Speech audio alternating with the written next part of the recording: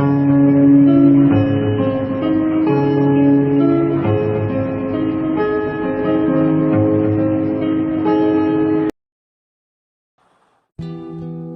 ada yang bertanya, Ustadz, kalau melihat ruh orang yang telah meninggal dunia sebelum kita, bapak kita muncul di dalam mimpi, ibu kita muncul dalam mimpi, itu benar atau tidak?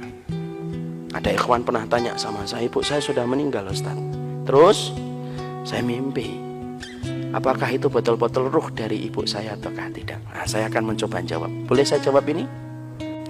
Sesungguhnya ketika Allah menyampaikan pada surat Az-Zumar 42, para ahli tafsir mengatakan sesungguhnya ruh itu berada pada genggaman Allah dalam dua kondisi. Satu, ketika tidur. Dua, ketika meninggal dunia. Jadi kalau orang meninggal dunia itu digenggam oleh Allah, makanya tidak ada ruh bergentayangan, itu tidak ada. Maka kemudian di sini kita mendapati ada dua kondisi ruh itu dipegang sama Allah. Yang pertama ketika tidur, yang kedua ketika meninggal dunia.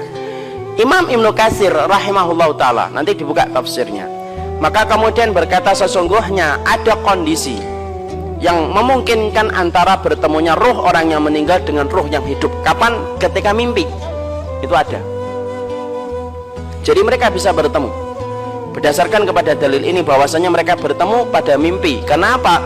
Allah menggandingkan kalimat Allah menggenggam ruh orang yang hidup ketika tidur dan ruh orang yang meninggal dunia. Bedanya, orang yang mati kalau meninggal dunia tetap digenggam dan tidak bisa balik, makanya dinamakan barzakh. Antum tahu kenapa dinamakan barzakh? Surah Al-Mu'minun ayat yang ke-100 diterangkan, barzakh itu tembok yang tidak bisa ditembus, itu namanya barzakh. Jadi tidak ada ruh itu kemudian balik ke rumah, tidak ada. Kenapa? Namanya barzakh, tidak bisa ditembus. Nah, ruh orang yang tidur dikembalikan ketika saatnya bangun. Antum dengar alarm, bangun, kencing, tidur lagi. Nah itu kemudian dibangunkan itu. Maka kemudian itu ruh. Nah, para ulama lalu menerangkan ketika dalam kondisi tidur, disitulah kemudian kemungkinan untuk bertemu antara ruh orang yang meninggal dunia dengan ruh yang meninggal dunia dengan ruh yang masih hidup. Tetapi itu hanya di dalam mimpi. Tidak ada ruh kemudian jalan-jalan, itu tidak ada. Saya diikuti ibu saya, mana ada diikuti. Apalagi sampai kemudian pernah saya lihat video itu, ada orang mengatakan saya diikuti Rasulullah. Saya tuh bingung Pak dengar videonya. Saya nyetir ada Rasulullah di samping kiri saya. Loh, saya tuh bingung dengar videonya. Loh, sejak kapan Rasulullah itu ngikutin kita? Bukannya kita yang ngikutin Rasul, malah ini ngikutin Rasulullah, ngikutin kita. Ini gimana sih ini kayak gini nih? Nggak boleh kemudian kalau bicara di dalam agama kayak gitu. Maaf, ini saya harus luruskan. Ada orang ngaku Rasulullah ngikutin saya kemana-mana. Itu ketika saya dengar itu bingung kepala saya itu. Karena tidak mungkin lah Rasulullah itu ngikutin kita, itu tidak mungkin. Kita yang ngikutin Rasul, bukan kemudian Rasulullah ngikutin kita. Dan orang yang paling berhak untuk kemudian diikuti Nabi itu ya harusnya Abu Bakar, orang teman dan sahabatnya. Ya atau tidak Pak? Jangan bicara sesuatu yang sifatnya nanti akan menumbuhkan fanatisme buta kepada seseorang itu, dan itu tidak benar. Sekarang mari kita kembali, bagaimana kondisinya kalau ruh itu bertemu dalam mimpi? Kalau kita bermimpi ketemu dengan ruh orang yang telah meninggal dunia, maka pada hakikatnya itu adalah benar. Itu adalah benar.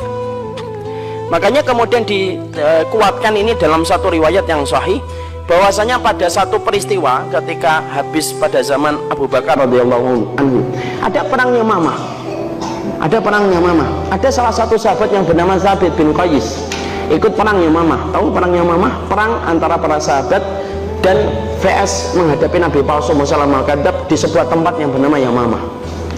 Ada seorang sahabat itu, Thabit bin Qais itu mengikuti peperangan itu dan beliau gugur. Karena peperangan Yamamah itu perang yang cukup menguras tenaga dan banyak sekali mengalirkan darah para sahabat dan para qurra' yang menghafalkan Quran.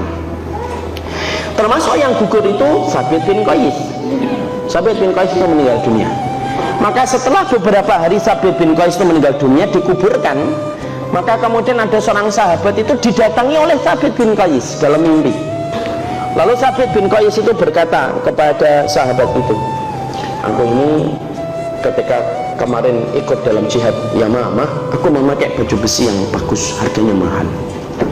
Dan ketika aku meninggal, maka kemudian ada yang mengambil baju besiku, mencurinya, lalu kemudian membawanya ke rumah dan ditaruh di depan pintu rumahnya, lalu ditaruh, ditutupi dengan pelana kudanya. Rumahnya begini, sifatnya begini. Dan tolong jangan kamu anggap ini adalah mimpi biasa.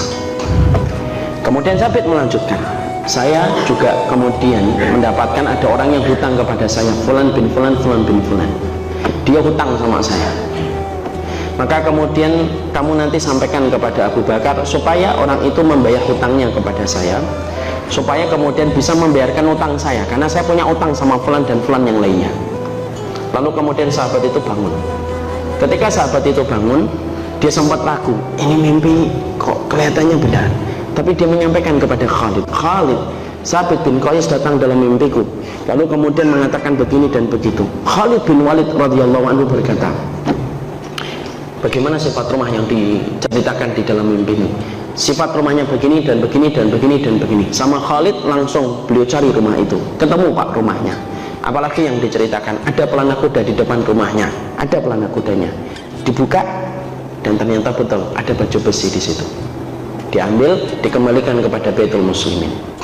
Kemudian sahabat tadi akhirnya mantap mendatangi Abu Bakar dan berkata, Sabit bin Qais menemuiku di dalam mimpiku. Apa yang dikatakan Sabit? Kata Abu Bakar, dia katanya pernah meminjamkan uang kepada Fulan dan Fulan dan belum dibayarkan, padahal dia punya utang sama yang lainnya. Kemudian sama Abu Bakar disuruh kurirnya untuk menemui orang yang disebutkan oleh Sabit di dalam mimpi sahabat tadi. Ketemu orangnya, ditanya, kamu punya utang sama Sabit bin Qais? Iya. Bayar utangnya, dia telah meninggal dunia. Dibayar utangnya. Kemudian setelah itu Abu Bakar dibayarkan kepada orang yang pernah dihutangi oleh Sabit bin Qais. Pernah kamu Sabit bin Qais utang sama kamu? Iya. Berapa? Segini-segini. Dibayarkan. Sampai kemudian para ahli tafsir berkata, itulah wasiat orang yang meninggal dunia yang pertama kali dipenuhi sama orang yang hidup. Paham di sini? Ini hadisnya sahih. Hadisnya sahih. Berarti ini menjelaskan kepada kita bahwasanya kalau antum tiba-tiba ditinggalkan ibu antum beberapa tahun, tiba-tiba ngeliat ibu antum pakai daster, diam, nah itu benar. Kecuali kalau perintahnya bertentangan kitabullah dan sunnah, bunuh anakmu, nah itu tidak ada. Tidak ada. Tapi kalau kemudian itu dalam konteks bahwasanya itu adalah kemudian kita bermimpi dan melihat, maka sesungguhnya itu adalah benar. Itu saja yang diceritakan di dalam masalah ruh.